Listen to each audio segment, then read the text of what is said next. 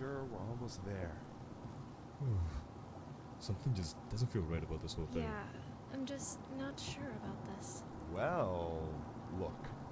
We already signed up, and there's no point in turning back now. Plus, it's a pretty simple job considering the fact that I'm trying to save up for a new... Yeah, for a new whip. We know.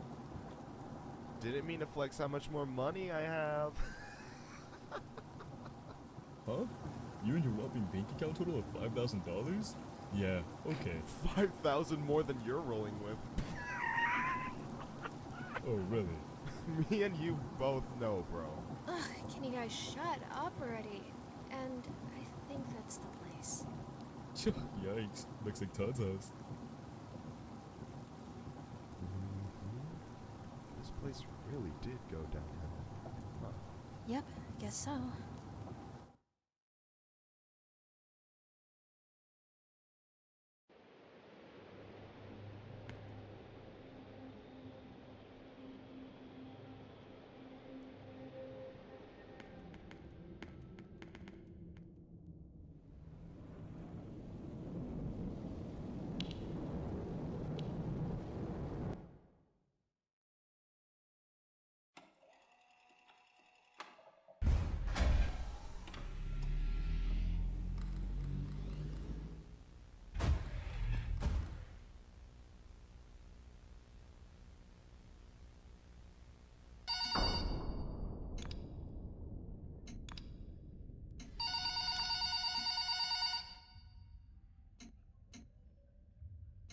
This place ain't scaring me.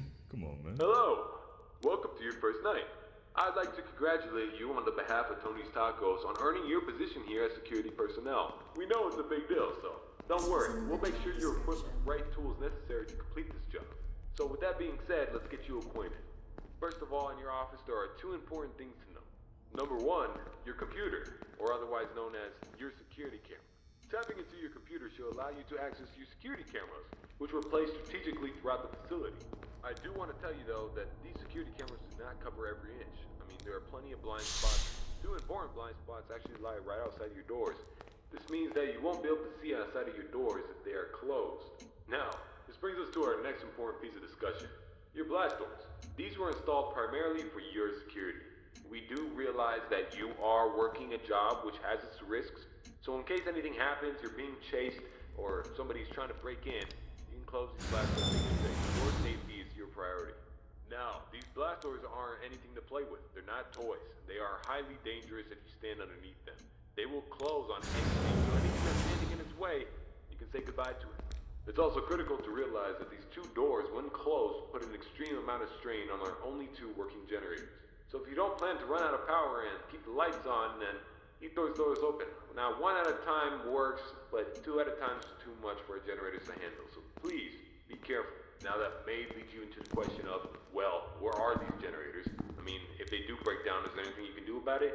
Yeah, you can. We trained you on how to repair them, so let me tell you where they're located. Within your office should be a newly installed flat screen. Come in handy whenever you need to locate something. Now there should be alarm lights installed on that TV screen. These alarm lights will only enable whenever there's a malfunction or a shutdown of any sort. So if a generator were to accidentally break down at some point, an alarm light should go off telling you exactly where you need to go to fix it. Luckily for you, the only two generators which power this entire facility are located in the same area, the parts and service region. The third and only alarm light in the arcade actually corresponds to the ventilation system. We have installed our ventilation reset switch in the arcade. I know it's unconventional, but our engineers decided that was the best spot for it.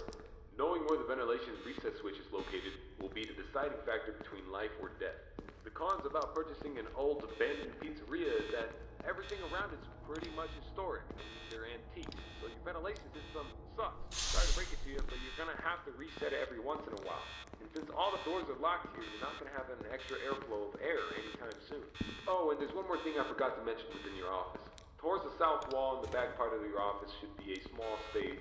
On this stage should be an old and abandoned animatronic. Now this is a relic from the old pizzeria.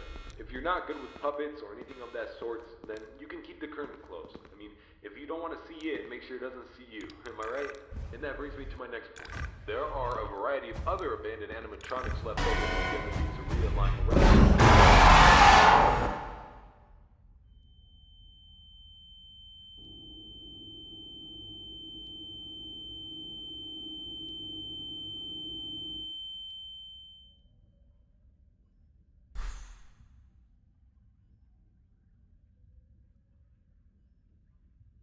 custom and acquainted with everything, and I hope to see you tomorrow. You have a good night.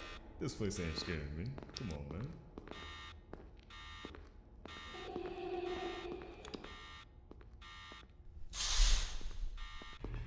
Haunted.